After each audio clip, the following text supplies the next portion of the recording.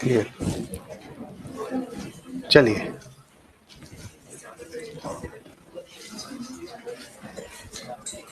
So next topic is अटल वायो अभ्युदय योजना। तो ये scheme basically old age people के लिए जो गवर्नमेंट चला रही है, ठीक है। तो ये नेशनल, पहले इसका नाम national action plan for senior citizen था, मोदी गवर्नमेंट ने इसका नाम चेंज करके क्या कर दिया, अटल वायो अभ्युदय योजना। तो इसमें दो स्कीम है, दोनों ही सेंट्रली स्पॉन्सर्ड स्कीम है। जब भी वर्ड है सेंट्रली स्पॉन्सर्ड स्कीम, इसका मतलब इस स्कीम की फंडिंग जो है सेंट्रल और स्टेट गवर्नमेंट शेयर कर रहे हैं, ठीक है। जब सेंट्रल सेक्टर स्कीम लिखा जाए तो 100% फंडिंग कौन दे रहा है, सेंट्रल गवर्नमेंट, ठीक है। तो इसमें राष्ट्रीय वयोश्री योजना है। इसमें क्या है कि सिटीजन्स को ना डिसेबिलिटी, एज रिलेटेड डिसेबिलिटी को एड्रेस करने के लिए जो है असिस्टेड लिविंग डिवाइसेस दिए जाते हैं। वही जो कान मतलब सुनना कम हो जाता है ना बुजुर्गों को, तो फ्री में जो है वो सुनने वाली जो मशीन दे देते हैं, चश्मे दे देते हैं, ठीक है, या फिर बैसाखी दे देते हैं, या फिर व्हील चेयर दे देते हैं, ठीक है। तो ये किस में दे रही है फ्री में, किस स्कीम के अंदर दे रहे हैं, राष्ट्रीय वयोश्री योजना, और वो अटल वायो अभ्युदय योजना का पार्ट है, ठीक है। दूसरी स्कीम इसमें चल रही है integrated programme for senior citizen. इसमें बेसिकली फाइनेंशियल एड दी जा रही है इनको जो ऑर्गेनाइजेशन सीनियर सिटीजन होम चला रहे हैं, सीनियर सिटीजन होम चला रहे हैं, यानी क्या बोलते हैं, वृद्धाश्रय है ना, वृद्धाश्रम या वृद्धाश्रय चला रहे हैं, उनको जो है फाइनेंशियल एड गवर्नमेंट देती है, ठीक है। और इसमें बेसिकली उन सीनियर सिटीजन की हेल्प की जाती है जिनकी इनकम 15,000 रुपए से कम है पर मंथ, ठीक है। उनको ये फ्री में जो है ये एज रिलेटेड डिसेबिलिटीज को एड्रेस करने के लिए असिस्टेड लिविंग डिवाइसेस दिए जाते हैं, ठीक है, ताकि जो एल्डर्स हैं उनके हम कंट्रीब्यूशन टू दी सोसाइटी को रिकॉग्नाइज कर सके, उनकी वेलबींग वेलफेयर इंश्योर कर सके। तो ये अचीवमेंट्स का डाटा ये सब याद रखने की जरूरत नहीं है, कितने लिविंग डिवाइसेस डिस्ट्रीब्यूट कर दिए सेक्टर, बस एक बार पढ़ लेना, इससे ज्यादा कुछ नहीं है। तो सिग्निफिकेंस आपको पता ही है कि इससे wellbeing empowerment of senior citizen होगा, ठीक है, और वो normal day to day life में एक्टिवली पार्टिसिपेट कर पाएंगे, ठीक है, और एक डिग्निटी, रिस्पेक्ट और फुलफिलमेंट की लाइफ जी पाएंगे।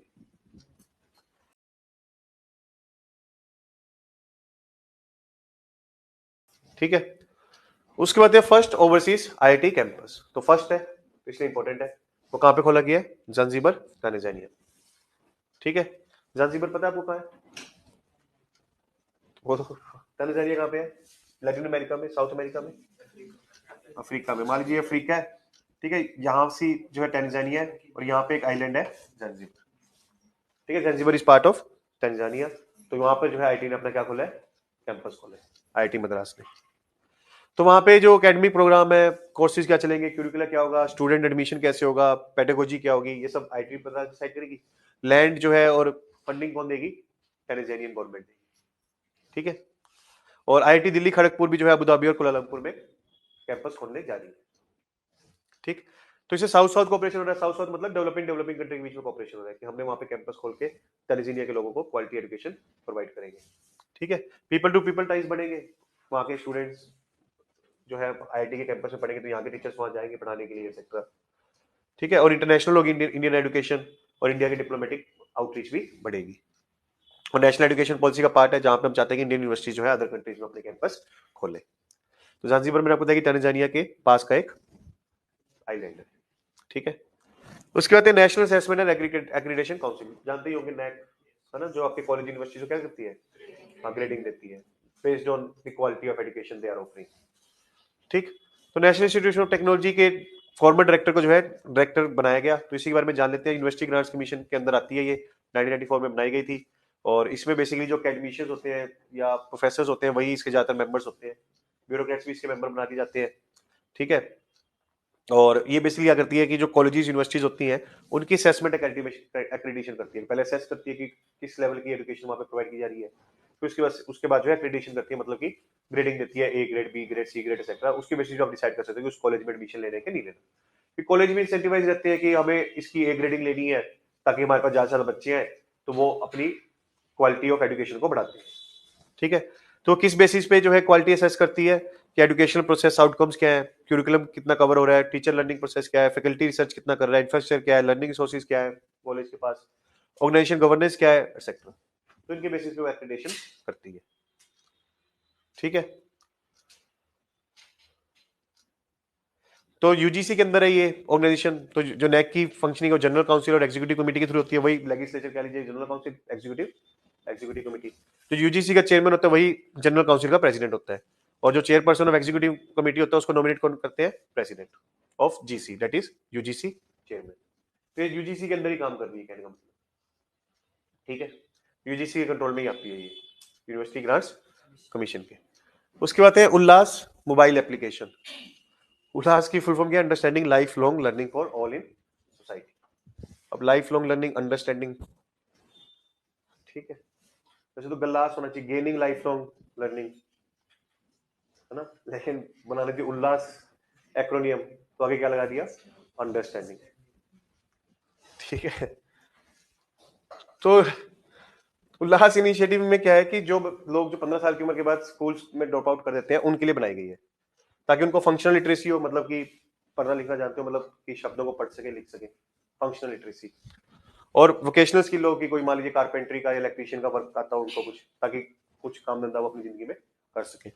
उसके बाद लाइफ स्किल सिखाई जाएंगे, यानी फाइनेंशियल लिटरेसी, बैंक वगैरह कैसे ऑपरेट करते हैं, फाइनेंशियल मैनेजमेंट कैसे करते हैं, लोन के लिए कैसे अप्लाई कर सकते हो आप, यूपीआई वगैरह कैसे चला सकते हो, and so on. Legal literacy, थोड़े बहुत कानून के बारे में इंफॉर्मेशन देते हैं उनको। डिजिटल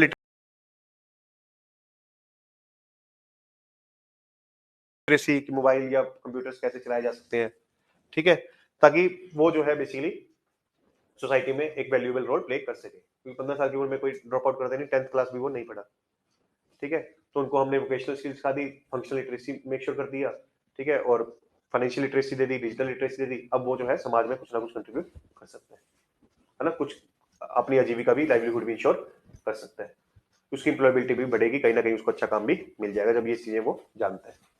ठीक है, तो यहाँ पे जो है वेबसाइट पोर्टल बनाया है और ऐप बनाई है, यहाँ पे जाके जो है आप ये लर्निंग कोर्सेज कर सकते हो।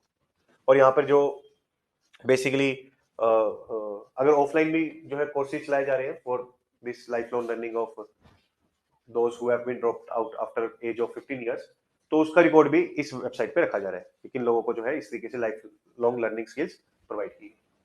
ठीक है, तो बेसिकली बेसिक लिटरेसी को ये प्रमोट कर रहा है, समझ आई? उल्लास मोबाइल एप्लीकेशन। अब हमारा एक रह गया आईआर का, आईआर का हमारा रह गया जुलाई का ना, क्लियर है, समझ आई?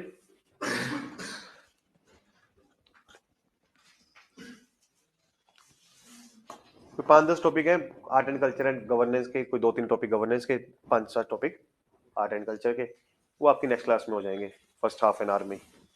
ठीक है, चलिए next is Muslim world league. उसके सेक्रेटरी जनरल इंडिया आए हुए थे। तो ये क्या है कि इंटरनेशनल एनजीओ है जिसके मेंबर्स बेसिकली जितनी भी मुस्लिम कंट्रीज है वर्ल्ड में वहां से हैं। मक्का में इसका हेडक्वार्टर है, ठीक है, 1962 में एस्टेब्लिश की गई थी।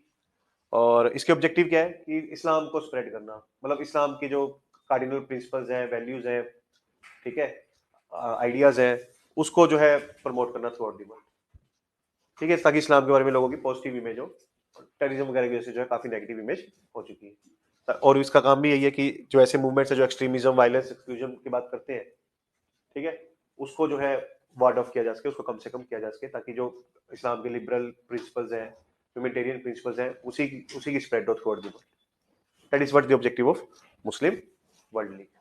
ठीक है, उसके बाद आते हैं सिंपल सा जापान इंडिया मैरीटाइम एक्सरसाइज, इतना ही याद रखना, इससे ज्यादा कुछ याद नहीं रखना। जीमैक्स, जीमैक्स एक्सरसाइज किसके बीच में? जापान और इंडिया के बीच में, नेवी के बीच में बेसिकली एक्सरसाइज होती है। ठीक है, उसमें वही दोनों देश काइंड ऑफ वार्म अप या प्रैक्टिस कर लेते हैं कि कल को जो है दोनों देशों को मिलकर जो है कोई युद्ध लड़ना पड़ेगा तो वो लड़ सके, या दोनों देशों को कोई पायरेसी से जो है डील करना पड़ गया या टेररिज्म अटैक से डील करना पड़ गया तो दोनों देश मिलके कर सके। ठीक है, और अदर एक्सरसाइज कौन सी है इंडिया जापान के बीच में? Dharma guardian military exercise, Veer guardian air exercise, Malabar exercise, ये मल्टीलेटरल इंडिया जापान यूएस और ऑस्ट्रेलिया के बीच में। और वो कौन सी है? जीमैक्स। ये चारों याद रखनी है, सीधा प्रीलिम्स में क्वेश्चन बन सकता है। ठीक है, उसके बाद जेनिन, ये बेसिकली एक लोकेशन है Palestine city of West Bank में। वेस्ट बैंक किसके कंट्रोल में है? हमास के। ठीक है। और वहां पे जबाल न्यूबलस हिल्स है, उसके फुट में जो है ये लोकेटेड है, मतलब उसकी वैली में आप कह सकते हो कि ये लोकेटेड है। ठीक है। और इसको हिस्ट्री में जो है इन गैनिम या बेट हैगन जिना जिनी के नाम से भी पुकारा गया है। ठीक है। और पैलेस्टीन आपको पता है, देखो दो है यहाँ पे, सॉरी वेस्ट बैंक है एक, और यहाँ पे एक गाजा है। Gaza is in under control of Hamas. ठीक है। और west bank is under control of Palestine liberation organisation. ठीक है, समझे। तो वो हमास जो है काइंड ऑफ टेररिस्ट ऑर्गेनाइजेशन है, उसने गाजा को कंट्रोल किया हुआ है। लेकिन जो ये वेस्ट बैंक है वहां पे कंट्रोल किसका है? पीएलओ का। ठीक है। और इजराइल के कंफ्लिक्ट किसके चलते हैं? हमास के साथ, जो कि गाजा में लोकेटेड है। वेस्ट बैंक में उसके ज्यादा कंफ्लिक्ट नहीं होते। वेस्ट बैंक जो है, वेस्ट बैंक में रहने वाले पैलेस्टीनियन के साथ इजराइल के काफी कॉर्डियल रिलेशन। ठीक है। उसके बाद नोमैडिक एलिफेंट, ये बेसिकली एक जॉइंट आर्मी एक्सरसाइज है विद मंगोलिया। इतना ही याद रखना है। उसमें वही है कि प्रैक्टिस कर लेते हैं पहले से कि अगर कोई टेररिस्ट अटैक, इंसर्जेंट अटैक या किसी थर्ड कंट्री अटैक को जॉइंटली डील करना पड़े तो दोनों देशों को कोई दिक्कत ना आए। ठीक है, तो बस इतना ही याद रखना है इसमें। उसके बाद है हेनली पासपोर्ट इंडेक्स। इसमें इंडिया की रैंक कितनी आई है? 18। ये याद रखना आपको। तो ये बेसिकली इंडेक्स क्या करता है कि ये मेजर करता है कि किस कंट्री का पासपोर्ट कितना पावरफुल है। वो डिसाइड होता है कि आपको कितने कंट्रीज में वीजा फ्री ट्रैवल मिल रहा है, कि आपको वीजा के लिए अप्लाई नहीं करना पड़ता, बस सीधा उस कंट्री में पहुंच जाओ। ठीक है। और आप जो है विदाउट वीजा उस कंट्री में ट्रैवल कर सकते हो, बस आपके पास क्या होना चाहिए? पासपोर्ट। ठीक है। और एक होता है वीजा ऑन अराइवल, कि आप उस कंट्री के एयरपोर्ट पे पहुंच जाओ या पोर्ट पे पहुंच जाओ, वहीं पर जो आपको वीजा इशू कर दिया जाएगा। आप सीधा फ्लाइट ले सकते हो उस कंट्री तक की। ठीक है। और एयरपोर्ट पे या पोर्ट पे पहुंचने के बाद जो है आपको वीजा इशू कर दिया जाएगा, वो होता है वीजा ऑन अराइवल। ठीक है। तो इंडिया की रैंक जो है फ्लक्चुएट करती रहती है। 2014 में जो है 76 थी, क्योंकि 52 कंट्रीज हमारे को वीजा फ्री एक्सेस दे रही थी। 2015 में ये 88 हो गई, फिर 85, 87, 82, अब क्या आई है? 80। ठीक है। बस ये डिसाइड होता है कि कितने कंट्रीज में आपको वीजा फ्री एक्सेस है। तो सिंगापुर का ऐसा पासपोर्ट है जिसके थ्रू आप जो है मेजोरिटी ऑफ कंट्रीज में वीजा फ्री जा सकते हो। तो वो सबसे पावरफुल पासपोर्ट इस वक्त है। इससे पहले जापान का था, लेकिन जापान अब तीसरे प्लेस पे आ चुका है। जर्मनी, इटली और स्पेन अब सेकंड प्लेस पे है। ठीक है। और थर्ड प्लेस पे जापान के साथ साथ Austria, Finland, France, Luxembourg, south Korea और स्वीडन भी है। यूके फोर्थ प्लेस पे है और यूएस किस पे है? 8th प्लेस पे। ठीक है, समझे। वैसे ये याद नहीं रखना, बस इतना याद रखो सिंगापुर टॉप पे है या जापान टॉप 3 में रहता ही है। बस इतना कि याद रखो, इससे ज्यादा नहीं। बाकी जो डेवलप्ड कंट्रीज है बेसिकली वही है टॉप 10 में।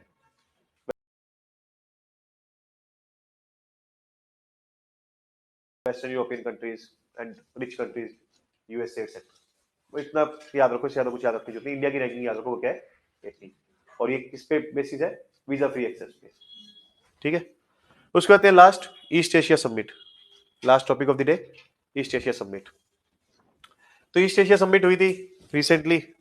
तो इंडियन एक्सटर्नल अफेयर मिनिस्टर ने जो है चाइनीज काउंटर पार्ट से वहां पे बात की, और वहां पे जो है गलवान वैली में जो वो चाइनीज बैठे हैं, ठीक है, तो उस पर चर्चा हुई कि कब वो जो है फुल्ली वहां से विड्रॉ करेंगे। तो ईस्ट एशिया समिट क्या है?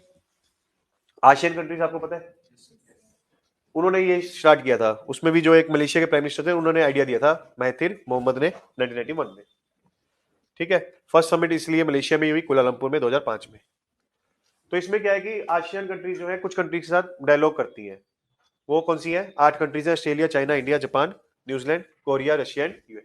इसको मैप में विजुलाइज कर पा रहे हो? आशियन, फिर उसके बाद नीचे ऑस्ट्रेलिया, न्यूजीलैंड, फिर ऊपर जापान और कोरिया, फिर बगल में रशिया और यूएस से, साथ में इंडिया। ये 8 कंट्रीज के साथ वो डायलॉग करती है, बातचीत करती है, कंसल्टेशन करती है। तो जब इन 8 कंट्रीज के साथ करती है तो उसको क्या बोलते हैं? East Asian summit. जब समिट वर्ड आ जाता है ना, तो इसका मतलब होता है कि हेड ऑफ द स्टेट या गवर्नमेंट पार्टिसिपेट करेंगे, यानी प्राइम मिनिस्टर, प्रेसिडेंट पार्टिसिपेट करेंगे। ठीक है। तो ये last quarter of the year में जो है हमेशा होती है इसकी मीटिंग। ठीक है, last quarter of the year में होती है। और उसमें प्राइम मिनिस्टर, प्रेसिडेंट तो मीट करते ही करते हैं, साथ साथ फॉरेन अफेयर्स की भी मीटिंग हो जाती है, इकोनॉमिक मिनिस्टर्स की मीटिंग हो जाती है, डिफेंस मिनिस्टर की भी हो जाती है, एजुकेशन मिनिस्टर्स की मीटिंग होती है। तो देखो फॉरेन मिनिस्टर का क्या लगाया जा रहा है वर्ड, मीटिंग। प्राइम मिनिस्टर या प्रेसिडेंट की मीटिंग होगी तो उसको क्या बोलेंगे, समिट। ठीक है, तो ये बेसिकली कोऑपरेशन इंश्योर करती है एजुकेशन मैटर में, इकोनॉमी मैटर में, डिफेंस मैटर में, ग्लोबल हेल्थ मैटर में, डिजास्टर मैनेजमेंट में एक्सेट्रा, ट्रेड में, मैरीटाइम सिक्योरिटी में, नॉन प्रोलिफरेशन में, काउंटर टेररिज्म में एंड सो ऑन, ताकि कंट्रीज आपस में बात करें और एशिया पैसिफिक रीजन में पीस, स्टेबिलिटी, प्रोस्पेरिटी इंश्योर। ठीक है, तो इसका याद रखने की ईस्ट एशिया समिट का इंडिया पार्ट है, आसियान का पार्ट है नहीं। ठीक है, एक वो है एशिया पैसिफिक इकोनॉमिक कोऑपरेशन, उसका क्या इंडिया पार्ट है नहीं, उसका पार्ट नहीं है। आसियान का पार्ट नहीं है, एशिया पैसिफिक इकोनॉमिक कोऑपरेशन का भी पार्ट नहीं है, लेकिन ईस्ट एशिया समिट का पार्ट है। ठीक है, क्योंकि इस तरीके से क्वेश्चन पूछा हुआ है यूपीएससी ने, तीनों ऑर्गेनाइजेशन का नाम दे दिया, आसियान, एपेक और ईस्ट एशिया समिट। तो उसमें पूछा कि इंडिया इसमें से किसका मेंबर है, तो आंसर क्या था, 3 only, east Asia summit. Clear, समझे, ठीक हो गया आपका आईआर का भी पार्ट कंप्लीट। ठीक है, कोई डाउट किसी को? तो लगभग आपका थर्ड क्वार्टर कंप्लीट है, रिवीजन करनी स्टार्ट कर दो, जल्दी आपका उसका टेस्ट होगा। ठीक है।